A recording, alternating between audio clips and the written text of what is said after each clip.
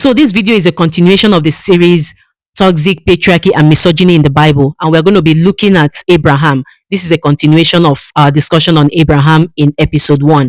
And before anyone comes for me, the Bible is called a book of examples. This video is not about, shaming the fathers of faith. I don't even have what it takes to shame anyone, right? There's so much that we have learned from them in terms of faith, in terms of their walk with God and all that.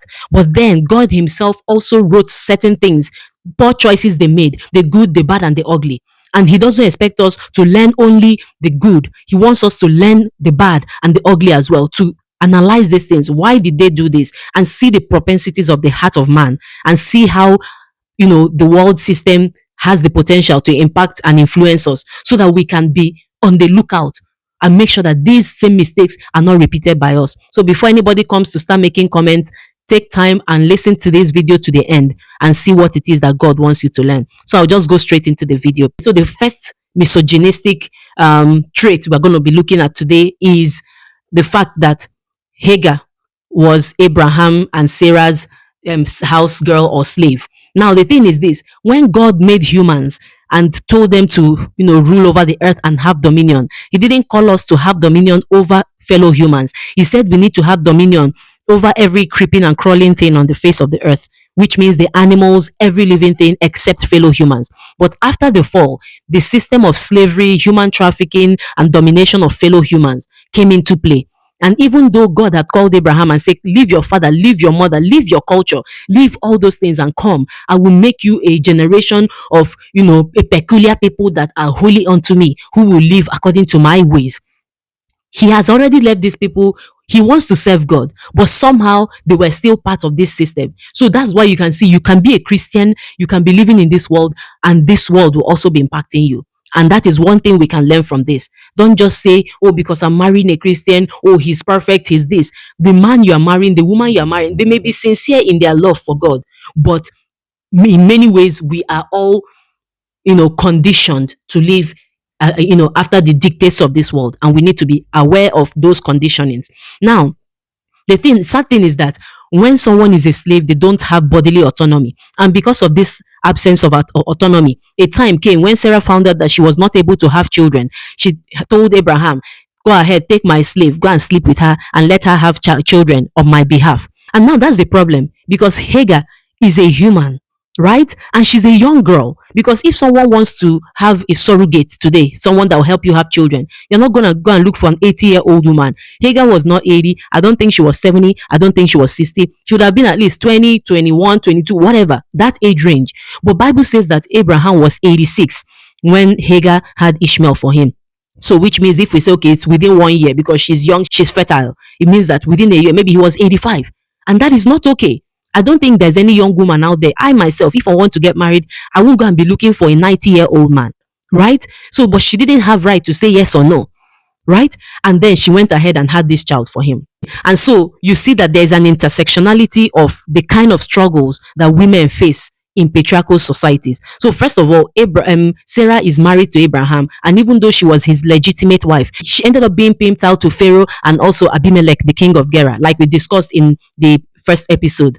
So she wasn't even safe from the toxic patriarchal misogyny that was the norm in those cultures. But then, even though she's not safe, what happens is women under patriarchal structures end up victimizing and maltreating women who are lower in that hierarchy. And so that's why you will see mothers-in-law maltreating their daughters-in-law. You will see married women, going after side chicks. You will see women going after sex workers. You will see them going after house helps. You see women fighting their sisters-in-law, and even their own daughters, if they feel like in any way that their position in that hierarchy is threatened. Men are not usually held accountable in these instances, because what, connects such women in those situations is the men, but nobody holds men accountable. So that is another thing. I just wanted to bring out the issue of intersectionality and how it affects women in toxic patriarchal settings. Now, Abraham, when he was made that offer to go ahead and sleep with Hagar, he took up that offer willingly, even though that was against what God had promised him. God had told him that Sarah was going to be the person that would birth that promised seed for him. But he didn't consider that.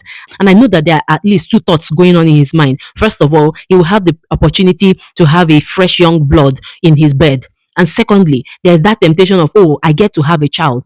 How about Sarah? She has not had a child yet, but you get to have a child you can call your own. Now, he's not considering the feelings of his wife, Sarah. Even though she has gone with him, she left her father and mother, she left her culture, she left everything, and she has been with him on this entire journey, right? He went ahead and slept with Hagar. How do you think that a woman will be feeling knowing that somebody else is inside the room with her husband? How do you think she will feel knowing that I have gone through life with this man? He's now 86. I am how many years? I'm late, late in my years as well. And then he's going to have another child. But then another person that is being impacted by Abraham's choice to say yes to this arrangement is Hagar. Because even though she's going to have that child will not be her own. It will still be another person's child. So she will go through this humiliation of sleeping with someone way older than her without her consent. And then she's still a housemaid doing the house chores. And then she will have a child and she will have that child calling another person mommy. That was not fair. But Abraham did not consider what that decision was going to do to the two women that are involved in that scenario. Now, they also said that Hagar got saucy after she got pregnant by Abraham, right?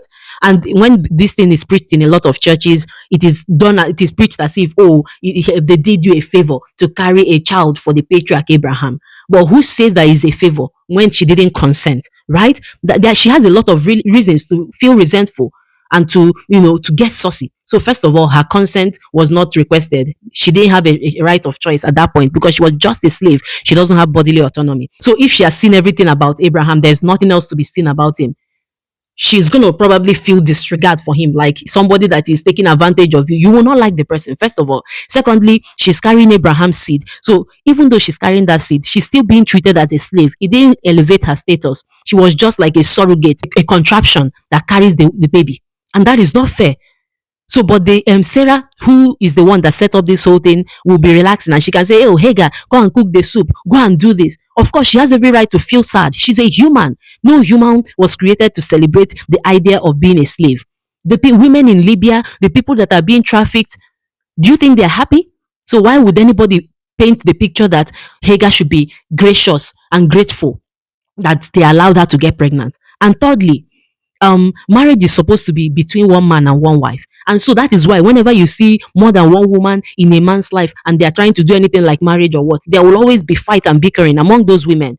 So why is it that her being saucy is being looked at as something that is bad? How dare you, a mere slave, a mere house girl, how can you? Now, when Sarah now complained to Abraham and say, "Oh, I gave you my maid and now she's being saucy towards me," Abraham didn't take accountability and say, "Oh, I know that in the heat of the moment I agreed to this arrangement," and step in and manage the situation. He instead told her, "Well, this is women's matter. Go ahead and deal with her however you want. After all, she's your slave girl." Right?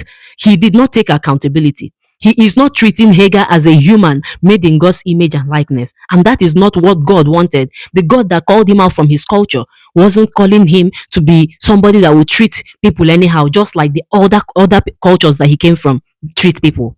And so Sarah went ahead to mistreat Hagar. And Bible says that she fled. So instead of Abraham to step in and say, "Okay, this woman, at least she's carrying my child," he didn't even consider her seed. He didn't even consider anything about her. He cast her off. He allowed her to be maltreated. He would have been watching it. And she fled. That is not okay. Because when God says he's a God of justice, when you see people that are being oppressed, stand up and speak for the oppressed. But he did not, even though he was the reason why she started facing another extra layer of oppression beyond the fact that she was already a slave.